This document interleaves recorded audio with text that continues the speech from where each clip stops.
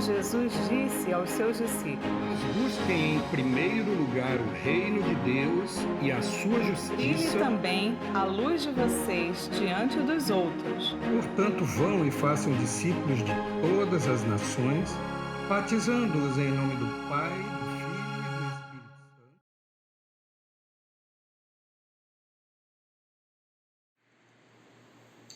Bom dia! Sejam muito bem-vindos a mais um estudo da Bíblia produzido pelo Ministério de Ensino Bíblico da Primeira Igreja Batista de Manaus. Em nossa Escola Bíblica Dominical online, estamos estudando juntos, durante esses 3 meses, o Evangelho de Jesus Cristo, conforme escrito por Mateus.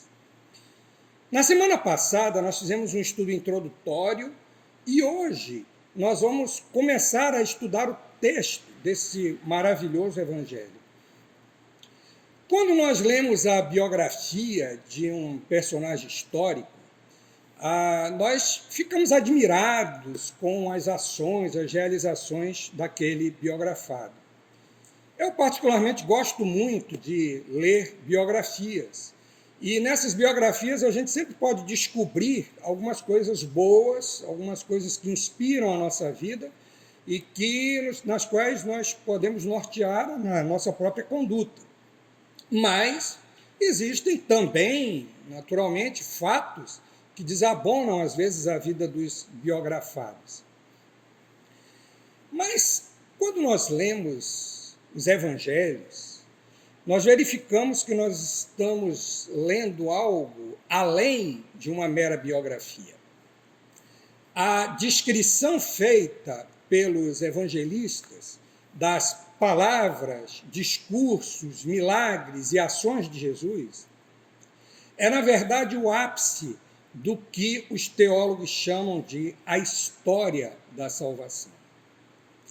A leitura do Evangelho de Mateus é empolgante, mas, acima de tudo, ela é revolucionária. Jesus nos convida a nos envolver em uma revolução de amor. É possível que alguém, ao terminar de ler esse evangelho pela primeira vez, deixe de tomar uma posição ao lado de Jesus. Mas é impossível ficar indiferente a essa história que narra de maneira tão viva o amor de Deus pelos pecadores e as suas providências para salvá-los. Muitas vidas ao redor do mundo têm sido mudadas após conhecer Jesus por meio dos evangelhos. Hoje nós vamos examinar os 2 primeiros capítulos do Evangelho de Mateus. O conteúdo desses capítulos inclui uma genealogia de Jesus e parte da história do seu nascimento e da sua primeira infância. A outra parte dessa história do nascimento de Jesus foi escrita pelo evangelista Lucas. Então, vamos ao texto. Mateus, capítulo 1, versículo 1, nos diz o seguinte: livro da genealogia de Jesus Cristo, filho de Davi, filho de Abraão. A palavra genealogia, que aparece aqui no início do texto, é a tradução da primeira palavra do livro de Gênesis, que significa princípio, origem. Mateus não escolheu essa palavra aleatoriamente. O seu evangelho também é um livro de princípios. Este é o princípio da história de Jesus Cristo, como inicia também o evangelho de Marcos. Porém, mais do que isso, é o princípio de um novo tempo, de uma nova comunidade, de uma nova mensagem e de uma nova oportunidade para aquele povo que andava em trevas. Jesus Cristo é mais do que um nome composto. Nomear Jesus dessa maneira foi, na verdade, uma das primeiras declarações de fé da igreja cristã. Jesus era o seu nome, que significa Yahvé é salvação. Mas Cristo não é um nome. Cristo é um título. É o equivalente grego a Messias, que significa o ungido. Então, ao nomear o Senhor Jesus, logo no início do seu evangelho, Mateus expressa a fé da igreja de que Jesus é o Messias prometido no Antigo Testamento. Mateus também afirma que ele era filho de Davi. De modo geral, os judeus entendiam essa expressão filho de Davi como um título messiânico. Ao escolher Davi como rei, Deus lhe prometeu que jamais faltaria um descendente seu no trono de Israel.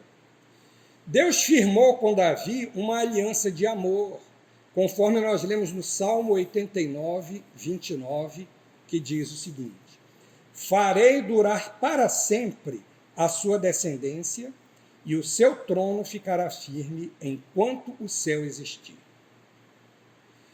No profeta Isaías, nós lemos a respeito desse descendente de Davi.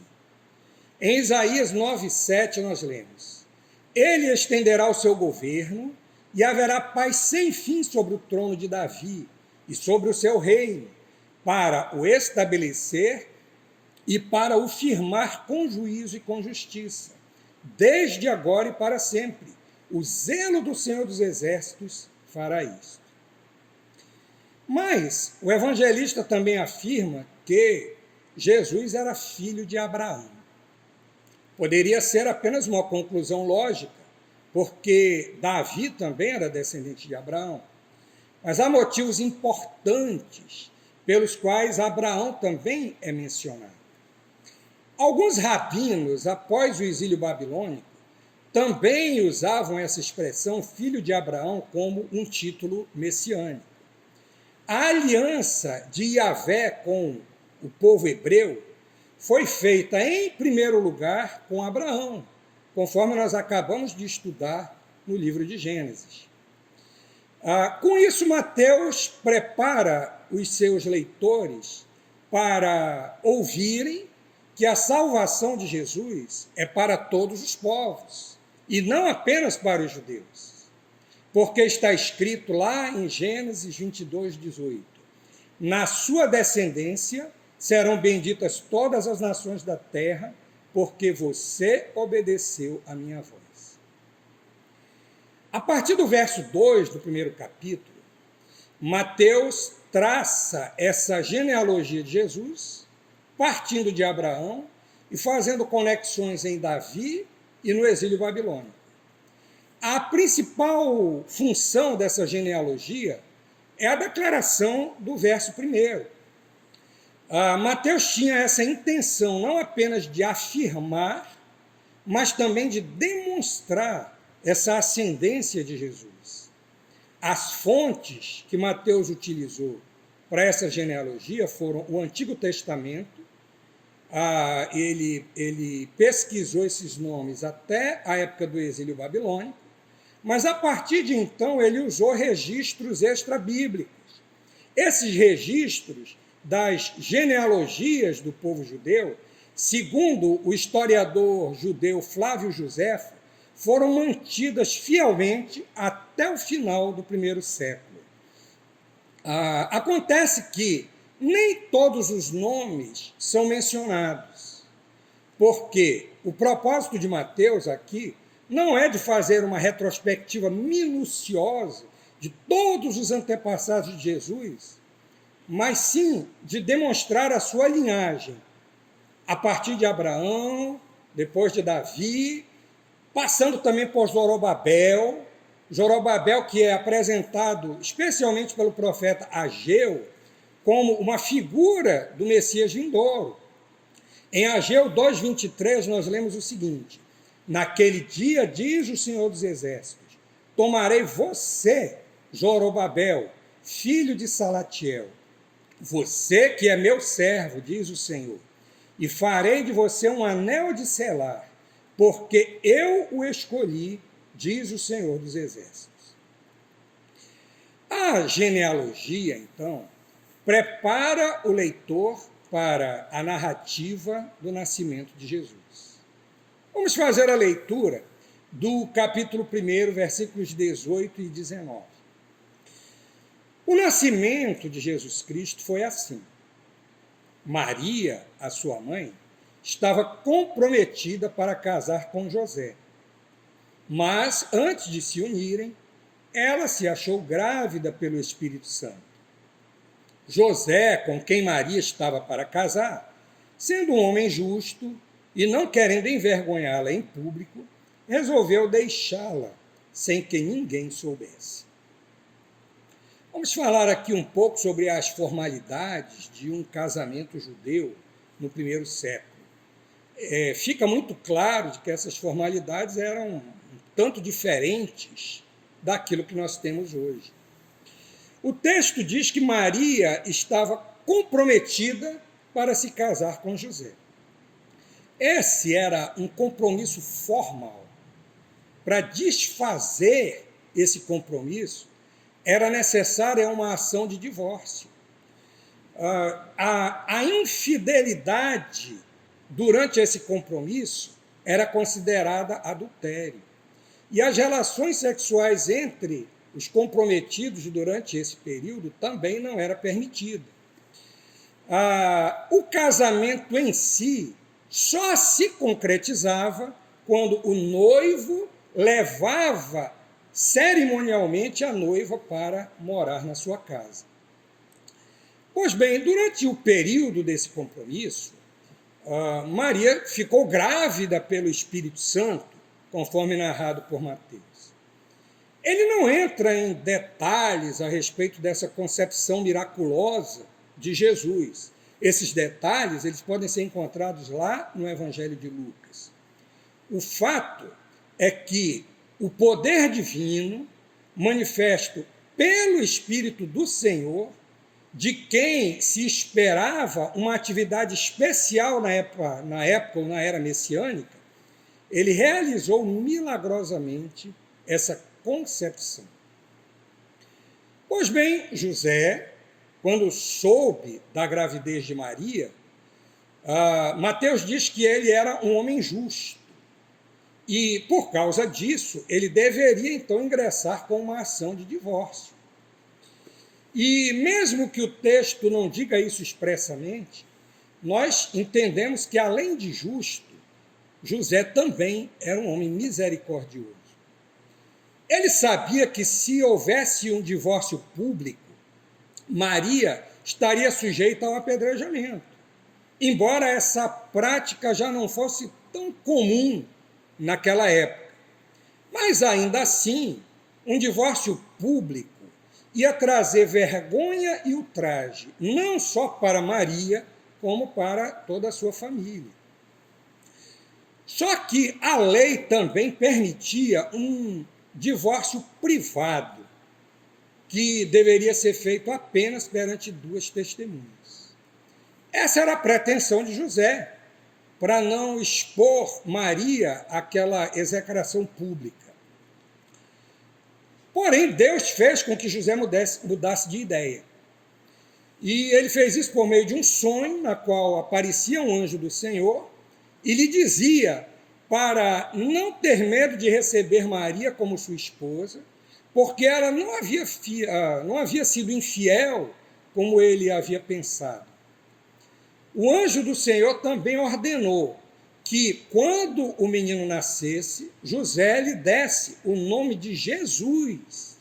E o propósito disso era porque ele iria salvar o povo dos seus pecados.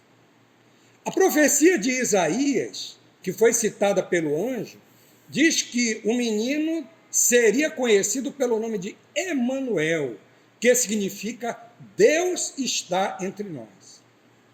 O nome Jesus implica que Deus está interessado em salvar o seu povo e está tomando providências para isso. Enquanto que Emanuel indica que Jesus é o próprio Deus encarnado com essa finalidade. O nascimento de Jesus, portanto, está relacionado com o cumprimento da promessa de Deus aos antepassados, de que um descendente de Davi chegaria ao mundo para salvar os pecadores. José e Maria foram usados como instrumentos nas mãos de Deus para concretizar essa promessa. Tanto um quanto o outro obedeceram cuidadosamente a todas as orientações recebidas de Deus em relação ao menino Jesus. No final desse capítulo, Mateus deixa bem clara essa concepção virginal de Jesus. Ele afirma que José não teve relações com Maria até o nascimento do menino. Pois bem, com isso, nós entendemos que não há qualquer indicação de que, após o nascimento de Jesus, eles não tenham sido um casal absolutamente normal. Nós podemos confirmar isso com a menção dos irmãos e das irmãs de Jesus. No Evangelho de Mateus, capítulo 12, 47, também no capítulo 13, versos 55 e 56, mas também repetida nos demais evangelhos. Vamos então ao capítulo 2 do Evangelho de Mateus. Ele começa dizendo: tendo Jesus nascido em Belém da Judéia, nos dias do rei Herodes, eis que vieram uns magos do Oriente a Jerusalém e perguntavam: onde está o recém-nascido rei dos judeus? Porque vimos a sua estrela no Oriente e viemos para adorá-lo. Ao ouvir isso, o rei Herodes ficou alarmado e com ele toda a Jerusalém. Pois bem, esse segundo capítulo já inicia afirmando que Jesus nasceu em Belém da Judéia. No tempo de Jesus, essa era uma pequena cidade que ficava a poucos quilômetros ao sul de Jerusalém, cuja população era estimada em menos de 1.000 pessoas. Inicialmente, aquele lugar era conhecido como Efrata. Depois passou a ser conhecida como Belém Efrata, talvez para distingui-la de uma outra aldeia com o mesmo nome que ficava lá na região da Galileia. Foi este o lugar onde Raquel, a mulher de Jacó, morreu e foi sepultada. E também esse era o lugar onde morava a família de Davi. E foi exatamente ali que Davi nasceu. Esse era também o lugar prometido para a origem do Messias, conforme o texto do profeta Miqueias. Pois bem, Mateus diz que aqueles eram os dias do rei Herodes. Esse Herodes que é mencionado é conhecido como Herodes o Grande. Ele começou a reinar, por concessão do imperador romano, no ano 40 a.C., e reinou até a sua morte no ano 4 a.C. A sua família era de origem edomita, ou seja, eles eram descendentes de Esaú. E esse fato fazia com que muitos judeus não vissem com bons olhos essa posição que Herodes recebeu, mas principalmente o título que os romanos lhe deram de rei dos judeus. O seu apego ao poder era tão grande e chegou até as raias da loucura, quando, nos últimos anos do seu reinado, ele mandou executar 2 de suas esposas e 3 de seus filhos sob a acusação de conspiração. Apesar disso, Herodes teve alguns feitos grandiosos, como, por exemplo, ele fez uma grande reforma no Templo de Jerusalém, e aquele templo que Jesus frequentou, né, que é narrado aqui nos evangelhos, já era então o templo reconstruído na época da volta do exílio, mas profundamente reformado e embelezado durante o reinado de Herodes. Bom, Mateus diz que naqueles tempos, naqueles dias então do rei Herodes, chegaram a Jerusalém uns magos do Oriente. E eles chegaram perguntando onde estava o recém-nascido rei dos judeus. Para eles, se havia um infante rei, ele devia estar no palácio real. E, por causa disso, lógico, a notícia chegou muito rapidamente até o palácio de Herodes. E Herodes não tardou a receber esses personagens ilustres. Quem eram esses magos? Eles provavelmente eram sacerdotes e especialistas em mistérios. A sua origem era a Pérsia e a Babilônia. Eles conheciam um pouco das escrituras do Antigo Testamento, certamente pela proximidade com os judeus da Babilônia, na época do exílio e mesmo após o exílio, porque muitos judeus ainda continuaram morando ali na região da Babilônia após o exílio. E, por causa disso, parece que eles conheciam um dos textos, que é o texto de Números 24:17, que faz parte da profecia de Balaão, em que ele diz assim: uma estrela procederá de Jacó, de Israel subirá um cetro. Para os judeus, esse trecho era considerado um texto messiânico. E aquele movimento da estrela que guiou os magos, ele não parece ser um movimento natural.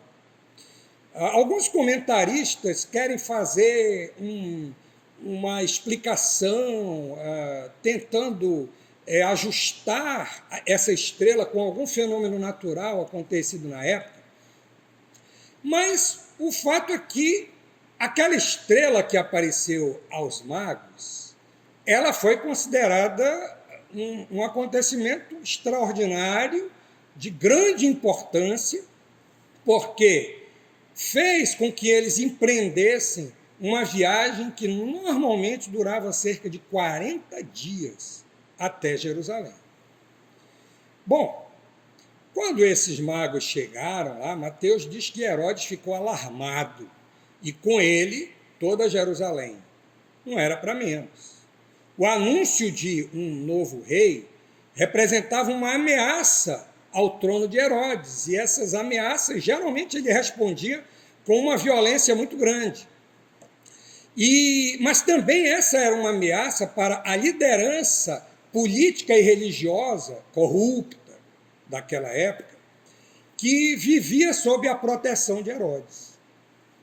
Por isso, aqueles homens não tardaram a revelar para Herodes o lugar do nascimento do Messias, conforme estava prometido nas profecias do Antigo Testamento. Nós vemos aqui um vivo contraste entre a atitude dos magos em desejar render homenagens a esse rei recém-nascido e a atitude de Herodes, porque a intenção dele, na verdade, era dar fim àquele menino. Por isso, ele quis saber dos magos qual era o tempo exato em que a estrela havia aparecido. Pelo fato de Herodes ter mandado matar as crianças de Belém e arredores de 2 anos para baixo, nós concluímos que essa era aproximadamente a idade de Jesus, quando da visita dos magos.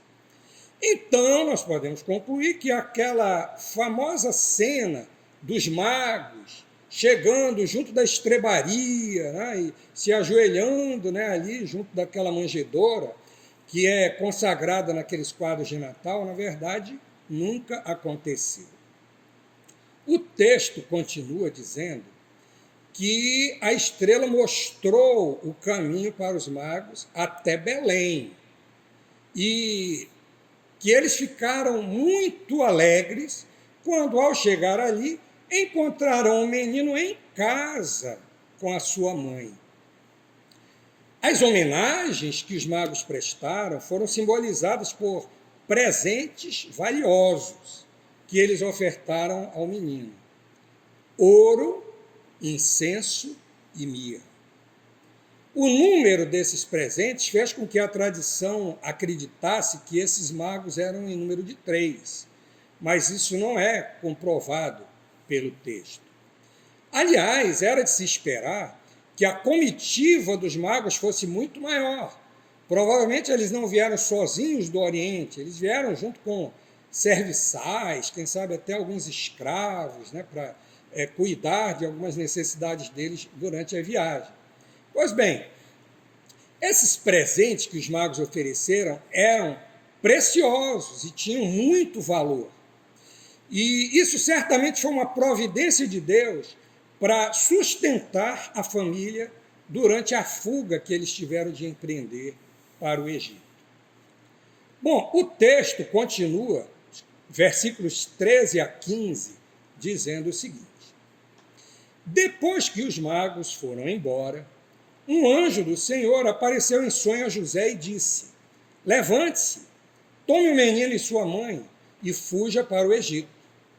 Fique por lá até que eu avise você, porque Herodes há de procurar o menino para matá-lo.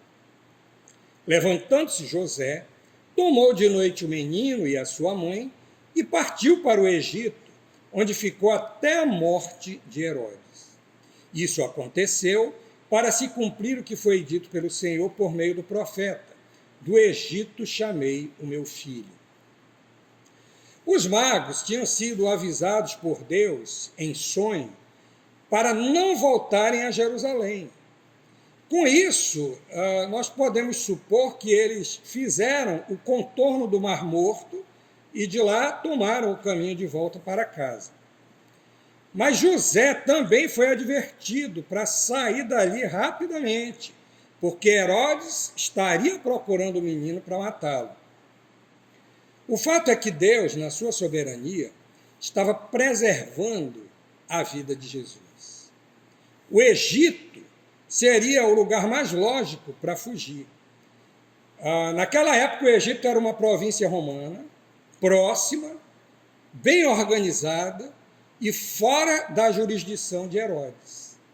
Nessa época, de acordo com o historiador Filo, cerca de 1 milhão de judeus moravam lá no Egito. Pois bem, naquela mesma noite, então, José e Maria tomaram o menino e empreenderam essa viagem de cerca de 120 quilômetros até a fronteira com o Egito. A orientação de Deus para eles era que eles ficassem no Egito até segunda ordem. Isso foi acontecer, então, depois que Herodes morreu. Por razões óbvias, houve muito alívio entre a população quando Herodes morreu. Porém, após a sua morte, o seu reino continuou nas mãos da família, pois foi dividido entre 3 de seus filhos. Bom, Herodes não tardou a se ver iludido pelos magos. Ele, na sua fúria, mandou seus soldados irem até Belém e matar todos os meninos ali dos arredores, de 2 anos para baixo. A estimativa é que havia entre 10 e 30 meninos nessa idade ali em Belém. E essa atitude de Herodes está em perfeita sintonia com o que nós sabemos sobre a sua loucura nos seus últimos anos de vida.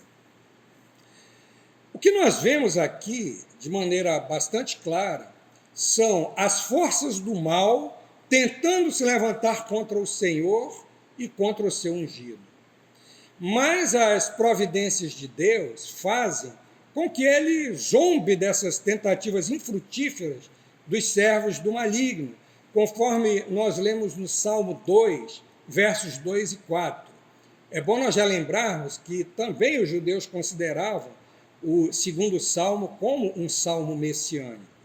Ele diz assim: os reis da terra se levantam e as autoridades conspiram contra o Senhor e contra o seu ungido, dizendo: vamos romper os seus laços e sacudir de nós as suas algemas. Aquele que habita nos céus dá risada, o Senhor zomba deles.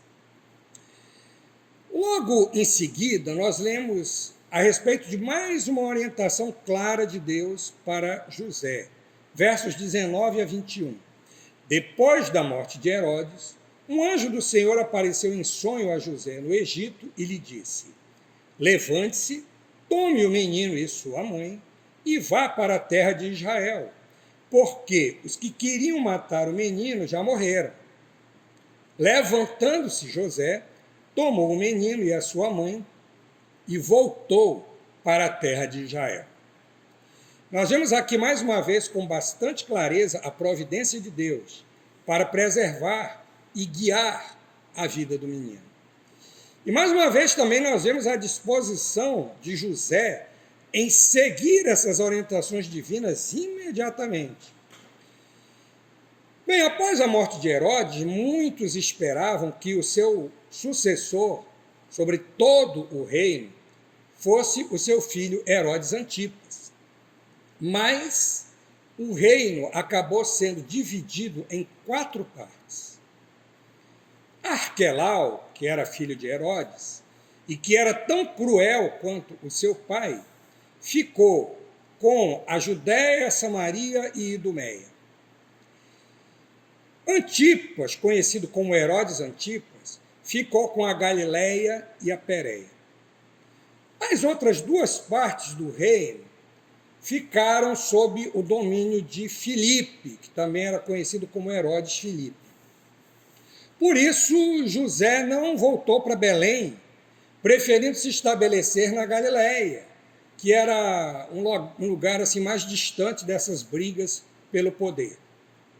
Lucas nos diz que José e Maria já haviam morado em Nazaré, na Galileia, antes do nascimento de Jesus. Por isso não foi difícil para eles voltar para lá. Mateus afirma que isso aconteceu para se cumprir o que fora dito por meio dos profetas. Ele será chamado Nazareno, Mateus 2:23. Bom, não existe um correspondente direto para essa profecia específica no Antigo Testamento. Donald Carson sugere que esse adjetivo nazareno, usado por Mateus, simboliza desprezo, visto que Nazaré era um lugarejo insignificante e até mesmo mal afamado. Conforme nós lemos no Evangelho de João, capítulo 1, 46, quando Natanael pergunta para Filipe: de Nazaré pode sair alguma coisa boa? Nesse caso, segundo Carson, Mateus estaria fazendo referência a vários textos proféticos que falam sobre o desprezo e o escárnio a que o Messias seria submetido como servo sofredor. Nós lembramos muito bem, especialmente, da profecia de Isaías. Nós estamos agora chegando ao final do nosso estudo. E com isso nós vamos tomar algumas conclusões, conclusões essas que podemos chegar após a leitura dessa narrativa inicial de Mateus. Prosseguindo para o final do nosso estudo, nós vamos então a algumas conclusões a que nós podemos chegar após a leitura desses 2 primeiros capítulos do Evangelho de Mateus. A primeira delas é que Deus é soberano e Ele está no controle dos homens e da história. Embora algumas experiências humanas às vezes nos façam duvidar disso, Deus está e sempre esteve no controle de tudo. Ele determinou o tempo exato da vinda do seu filho ao mundo. Ele determinou a família em que ele deveria nascer e também a linhagem da qual eles descenderiam. Deus determinou que Jesus, o Rei dos Reis, o seu filho, nascesse em uma estrebaria, fosse deitado em uma manjedoura e tivesse de ser levado para um país estrangeiro para ser salvo da morte durante a infância. Deus fez isso e muito mais, para mostrar o seu cuidado e amor para com os homens. E hoje ele continua a controlar a história e a realizar o seu plano de salvação apesar da oposição e da rejeição de muitos. Outra conclusão é que as promessas de Deus se cumprem na história. Deus fez aliança com alguns personagens na história bíblica. Ele prometeu aos patriarcas que a sua descendência seria numerosa e abençoada. E a sua promessa foi cumprida. Durante todo o período do Êxodo, também da conquista da Terra Prometida, dos juízes e dos reis, e até mesmo na época do exílio babilônico, nós vemos a mão de Deus abençoando o seu povo e cumprindo as suas promessas. E, finalmente, nós vemos aqui em Jesus o cumprimento das promessas da vinda do Messias ao mundo para salvar os pecadores. Só que ainda hoje Deus continua a operar e continua a cumprir as suas promessas em nossas vidas. Os testemunhos da fidelidade de Deus em realizar aquilo que ele promete são abundantes no meio do seu povo. Uma outra conclusão é que Deus usa pessoas imperfeitas para a realização do seu plano perfeito. Há quem diga que a Bíblia é um livro que discrimina as mulheres. Afinal, segundo alguns, na genealogia de Jesus aparecem 42 homens e apenas 5 mulheres, contando com Maria. Na verdade, quem discriminava as mulheres era a sociedade da época. Em outros contextos, nenhuma mulher seria mencionada. Ademais, as mulheres que são mencionadas aqui tiveram dificuldades em sua reputação, sejam essas dificuldades merecidas ou não. Tamar se fingiu de prostituta para ter relações com seu sogro. Raabe era uma prostituta em Jericó. Ruth era uma estrangeira moabita. E Batseba cometeu adultério com o rei Davi. Maria teve de carregar por toda a vida o estigma de ter engravidado antes de ter o seu casamento consumado. Acontece que muitos dos homens mencionados nessa genealogia também tiveram vidas não recomendáveis e atitudes repreensíveis. Apesar disso, prevaleceu o plano de Deus para trazer o seu filho ao mundo por meio da linhagem desses homens e mulheres imperfeitos.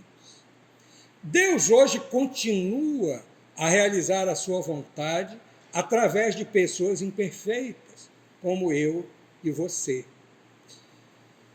Uma outra conclusão a que chegamos é que Deus se comunicou com os homens de múltiplas formas, mas a forma definitiva foi por meio do seu Filho Jesus.